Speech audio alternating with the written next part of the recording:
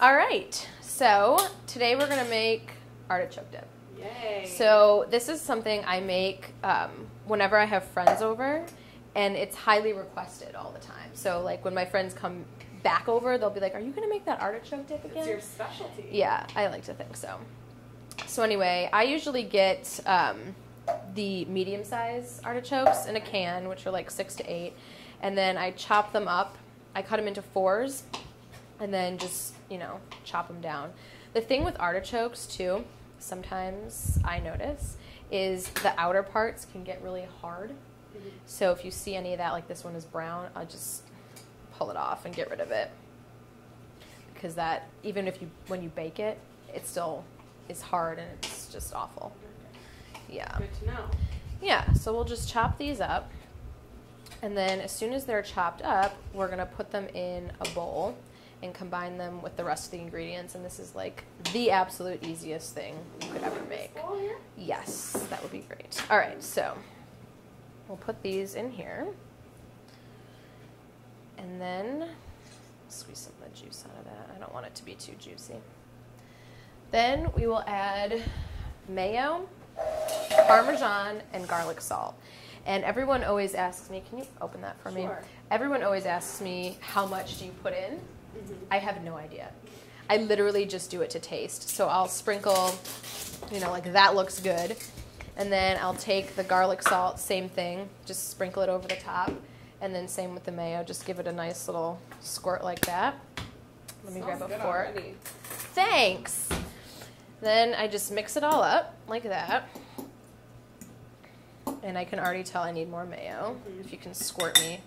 And Sure. I'll keep stirring this stuff together. So you want it to be the consistency of like a dip? Yeah, you definitely want it to be like a dip, but the problem is if you put too much mayo in and not enough of the other ingredients, you'll get too much of that flavor. Mm-hmm. And the main flavor you want is the artichoke, mm-hmm. really. So we'll just add a little more cheese. And of course, the more cheese you add, the more cheesy it'll be, mm-hmm. when you eat it. So if you'd like a dip that's less cheesy, just put less cheese in it, and it won't be as stringy when you eat it. So the cheese gets nice and baked, yeah, too. Exactly. So that, I think, looks pretty good to me. So I'm going to taste just a little bit to make sure. Yeah, that's good. Perfect. All right. So now that it's all mixed together, you just take it from this bowl and put it in an oven-safe ramekin. Honestly, have no idea, what size this is. But, anything that'll fit. Right, whatever will hold your artichokes, that'll work.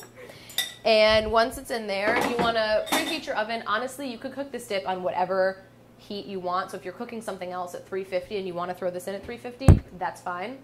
Normally, I cook it at 375 if I'm just doing it by itself. So you just stick it in the oven at 375 and give it about 20 minutes or until it's like brownish and bubbling on the top, and that's it. Easy. Yeah. All right, so if you're going to have dip, you obviously need something to dip in it to eat it. So you can always buy pre-made pita chips, but it's so much more fun to make them yourself. And you get to tell people you made them yourself. Exactly, and it seems really gourmet.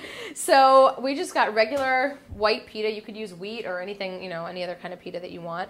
And I'm just going to slice it into a, let's see how many we get out of it. We'll probably get 8 out of each.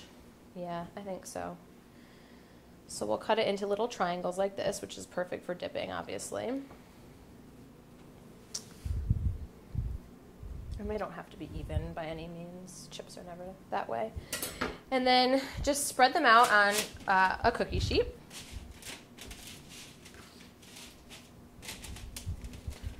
So they're, not overlapping, sort of just on there like that. Then I'm just going to spritz them. Spritz, that's a technical term, mm-hmm. with some just regular Pam. You could always just use olive oil if you wanted to, but we can just use this because it's super easy. And then you can sprinkle whatever you want on top, any kind of spice or flavor that you like. I love garlic salt, and I will put it heavily on anything. So I'm going to do that. Hints after this one. It's fine. You're the only one eating here with me, so I'm not worried about it. And then I'm going to do a little bit of black pepper too, but you could certainly do rosemary or really anything you wanted. You could even do cinnamon and sugar if you wanted a sweet pita chip for something else. So once that's done, you can just pop these in the oven next to the dip and cook these until they're crispy. So fresh out of the oven, it's really hot, but we can grab a chip and dig in and see how it tastes.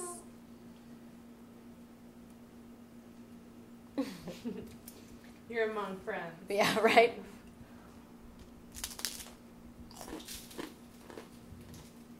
Good? Mm.